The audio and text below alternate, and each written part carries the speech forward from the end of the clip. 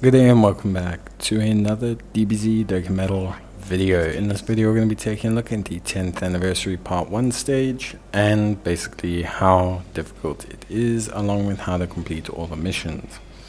Now there are 3 major missions involved with this stage. We have the mission to complete it with no support items.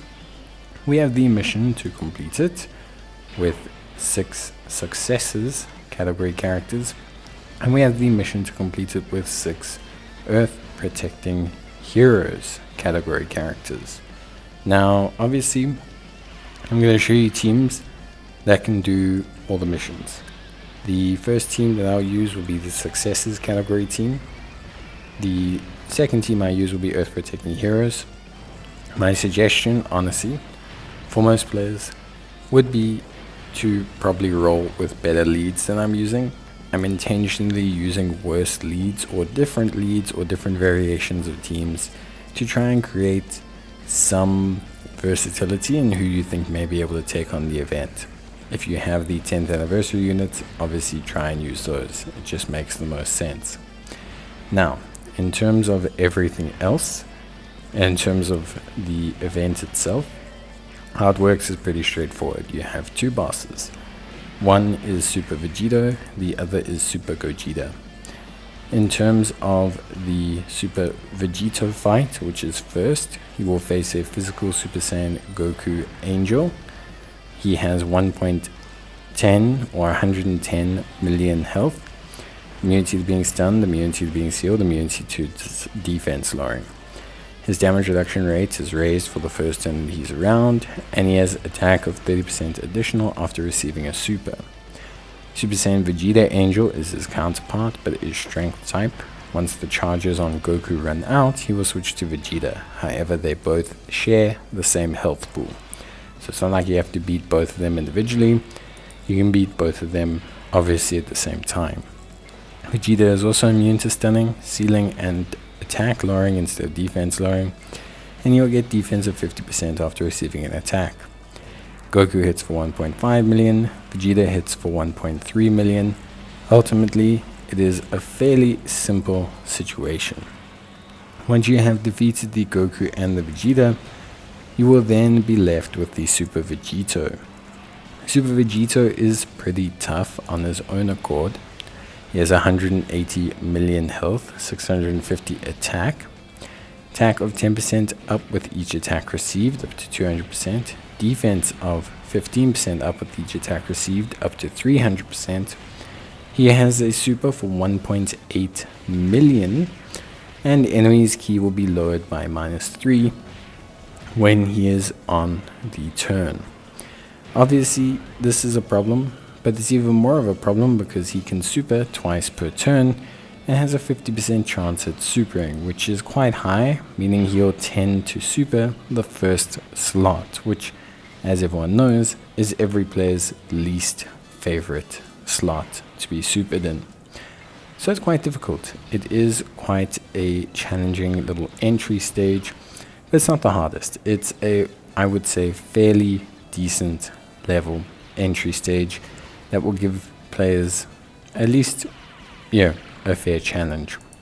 Obviously, since you have to do it with no support items, it can still be quite challenging, and especially the Vegito phase can be quite challenging as well.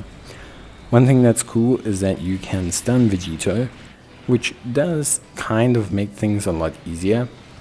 So by stunning Vegito, you can basically make life a little bit easier, and I think that ultimately for me is at least what I would say a fairly good strategy. That's why I brought the Strength Super Saiyan 3 Vegeta, because of how well he stuns.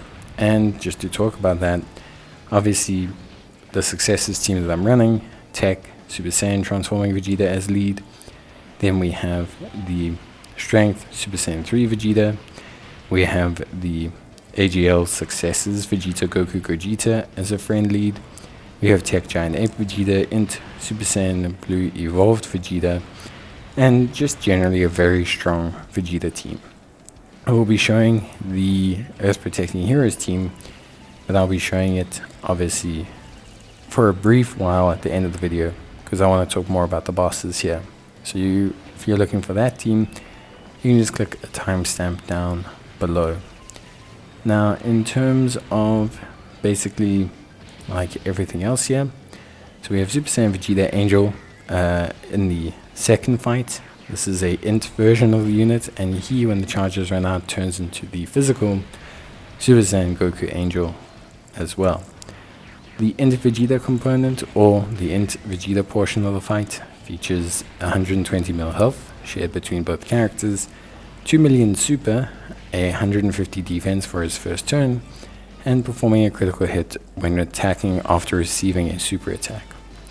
Super Saiyan Goku Angel will have a 1.9 million super, receives a performs a critical hit when attacking after receiving a super attack, and can evade your attacks as well with 5% evasion. Vegeta is immune to stunning, sealing, attack, and defense down, and Goku is also immune to stunning, sealing, and defense down. The strategy here is pretty simple. It's a much tougher start to this fight than it is for the previous fight. So obviously your big hindrance here is that you need characters that are quite strong defensively. It also introduces crit, so having units with high damage reduction is going to be a much better call for team construction and security than having units that have guard, because guard as a mechanic doesn't work very well against crit due to the fact that it nullifies guard and still does additional damage on top. So you mainly want to bring units with high damage reduction or evasion. This trend continues into the Super Gogeta portion of the fight. This will occur when you defeat Goku and Vegeta, obviously while they're switching. Super Gogeta is pretty much a big pain as well. He has 200 million health, an attack stat of 1.9 million. Enemy's ki will be -3. He has a chance of performing a critical hit at 100%, I believe, before you attack him, and he can only fire 1 super per turn.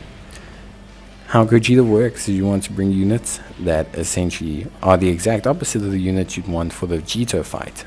Because Vegito gains attack and defense per attack received, you want to bring units that hit heavy and hard. Whereas with Super Gogeta, you want to bring units that also hit heavy and hard but fire multiple attacks, because the more attacks they do, the lower they'll get his crit within that turn. And it's imperative that you do have units that perform multiple supers, because multiple supers are going to help you massively reduce that crit. So obviously that's kind of your major strategy here. The more supers you do, the better you're going to be. The more you're going to reduce that crit, the better you're going to function. Obviously from a defensive standpoint, as I mentioned, damage reduction, highly pivotal. In terms of other things, evasion, etc., all really stock standard stuff that most players realistically probably should be happy with. So yeah, in terms of Gogeta, his critting is a huge problem. If you have units that are reliant on guard for their defense, they are not going to have a good time here. The easiest way to kind of handle things is if you do have a giant form or something. You'll see me using, for example here, the Veku variation of the active skill from Goku and Vegeta Angel. And the reason I do this is to, although Gogeta is great, this Ghost Usher allows me a whole turn of not only doing damage, but also potentially reducing the crit rate of Gogeta. And this is big because it allows me to capitalize on basically having, for a lack of realistic explanation, having to deal with any immediate crits. Because an immediate crit super is going to do a ton of damage to you. No matter really what you do, it's going to do a lot of damage. And so you want to avoid that as much as possible. Goku getting off his active skill, pushing away Gogeta, allowing us to reduce that crit rate, really does help a ton with guaranteeing the victory here. And it's something I honestly really suggest for most players. Then in terms of, basically the Earth Protecting Heroes. So Earth Protecting Heroes, kind of ran a little bit of a different kind of scope. In terms of Earth Protecting Heroes, we went mainly for, obviously, you're going to have kind of the standard units. But I wanted to go with more an EZA-centric team.